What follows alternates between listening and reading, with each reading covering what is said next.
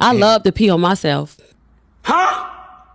Okay, and some of the comments are really disgusting. Well, no, the thing is, I'm a disgusting person, so it's just like, people been knew that about me. I don't give a fuck. Y'all can keep posting my OnlyFans videos. I mean, I don't do OnlyFans no more. But what do you say to them that say she's a terrible representation for black women? Stop posting her. She's disgusting. I feel like when they say disgusting, they're not fucking lying. I just want to know, like, cause like, what do you say to people that are like, you know, she just exploits herself for clout. She's just disgusting for clout, but she has kids. And I don't say nothing. I send them my OnlyFans link. Okay. Yeah, like, that's what I do. Like, why would I care what people, I don't even know these people. Yeah. I am growing just like everybody else. We all make mistakes. I am becoming a star and they still talk about my past. Look, man, everyone is into their own things, but she doesn't represent all black people. There are black, white, Asian, and more other races who have good people, weird people, bad people, and so on. One person doesn't define a whole race, but once you have kids, you gotta become a role model, and if you can't drop the bad shit once you have kids, then you aren't ready for kids. No, those are too cute for me. Yeah, you're right. You're ugly as fuck. Yeah, just because you got 10 bodies doesn't make you a 10. Straight to being rude because she got rejected. Ending showed how insecure they really are. I agree that it's really hard.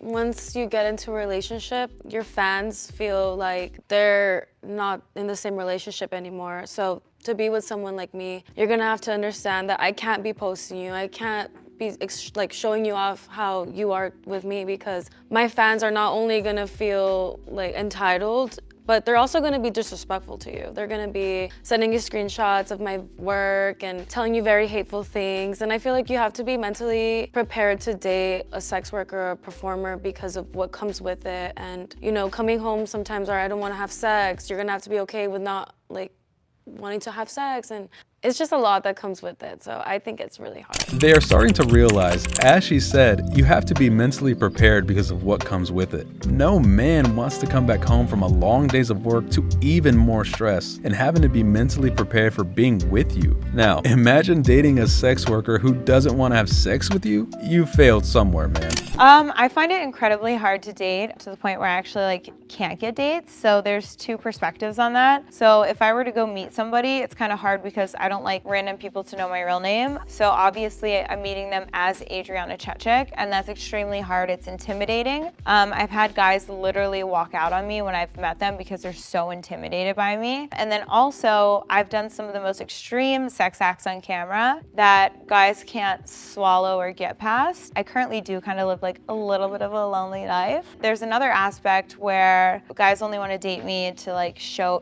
me off to other people or their friends. They immediately treat me like the Adriana Chechik experience, right? So like if I was gonna go meet a guy, like they would never hold my hand or anything. The first thing they do is they try and have sex with me. So it's really disheartening, to be honest, and I've kind of just given up. I feel like, sadly, I actually feel like I might not ever find a boyfriend like that. I might just end up being alone forever. This video needs to be shown to all the younger girls doing OnlyFans, because this is some valuable life lessons from people like them that they can take on.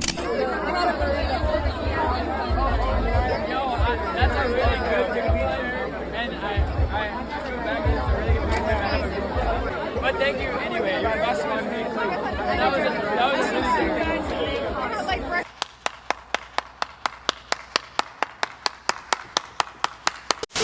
This message is for Ryan Reynolds and Rob Macklin. 1, you should be here right now with your squad. 2, your team about to go down in North Carolina. Let's go! Let's go! USA! USA! A team full of old retired dudes versus a US women's football team ended 12-0. This is a great example of why sports should stick to its genders and not mix. Another example was when the FC Dallas under 15 boys beat the official women's national team 5-2. I know most girls would have hopped on that flight. Mm-hmm. And they would have been sweating it. And I was like, yeah, no, bro. I found out you're married. I didn't even know. I don't watch sports, first of all. Mm-hmm. Anyone who knows me knows that I don't watch sports. So I didn't even really know who he was. Yeah. I remember I had the sneakers one time. So I was like, oh, you're that guy. Mm-hmm. Ooh, ooh. And then I was like, he's married. I was like, oh, no, this is going to ruin my image. What? Bro, what are you talking about, man? Because I'm a man, I'm not affected by abortion. I shouldn't have an opinion on it. Pretty much. Are you affected in any way by the Holocaust? Not personally, I'm not Jewish. Do you think the Holocaust is bad? I do. So you have an opinion on something that doesn't directly affect you, right? Gotcha. Minimum height. 6 feet. Yeah, that's where they get you. Would you exclude obesity? Absolutely. Minimum income. So I'm gonna say at least 200.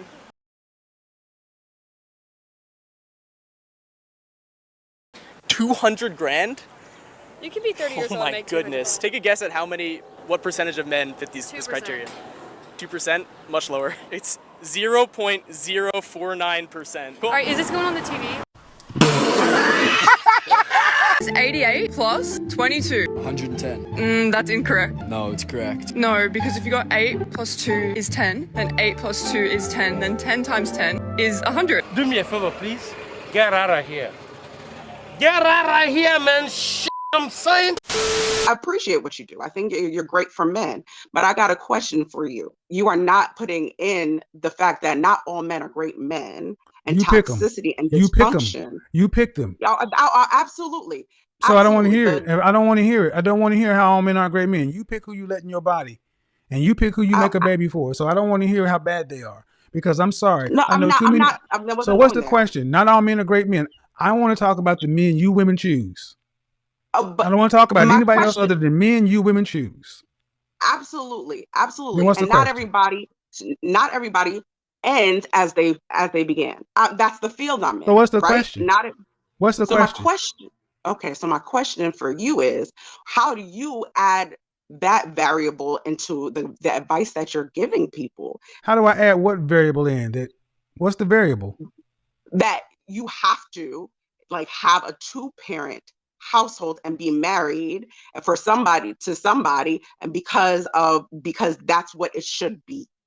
That's what you're saying. That should be. No. Yeah, I don't know what you think you just said, but I need you to ask you. You asked me to answer a question. What variable are you asking me to add in? The variable of toxicity, dysfunction. Toxicity and dysfunction have nothing. Oh, look, ma'am. Okay. You're talking about the toxicity. You pick. If you don't know how to pick, no, ma'am, here's how you put that in. Relationships are reflective. If you pick toxic, whatever, then that's on you. It's your responsibility. You deal with the outcome. You don't blame him for being toxic. That's what you picked. That's your problem. That's fair. I agree. So I'm not going to add in the variable for over people over here. I'm going to say pick better. But see, picking better requires you to have a calibrated picker. Picking better requires you to actually have somebody helping you, guide you, and outside of your own feelings of what you want and subjective truths. Picking better requires picking stuff that's not atavistic, that he's hot, he's got a six-pack, he got a big Johnson. No, he's boring and got a job and a 401k and potential. See, you ladies, women have known how to pick since the beginning of time. It's just in the last 50 years, you ladies have tried to pick based upon your feelings and what makes you happy, and it doesn't work. You pick the worst and you reproduce with them. See, the problem is not picking the men. The problem is reproducing with them, making children with them, and then throwing this chaos out into the community, and then asking men like myself and everybody else to address it later. Don't have their babies. Have all you want to with toxic men. Don't make babies with them. Pretty simple. Fair enough. Especially not 1, 2, or 3 of them outside of marriage.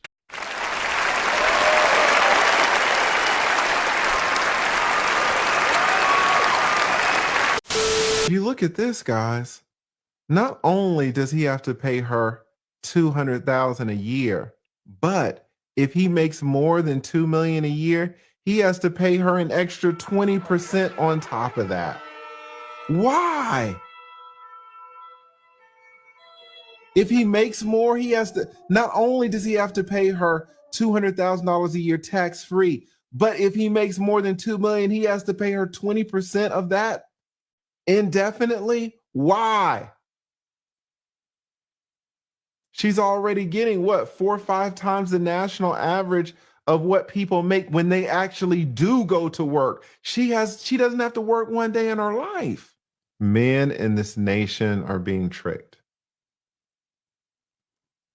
There is a fake contract and there is a real contract. Men are signing the fake contract. The verbal agreement that y'all are doing in front of that pastor, it's not going to hold up in court.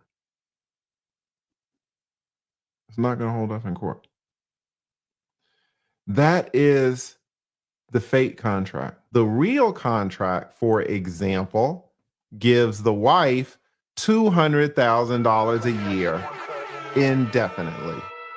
Stay safe and careful out there. If you have a promising career in any sport or business or anything really, always be careful what you sign and who you get in a relationship with.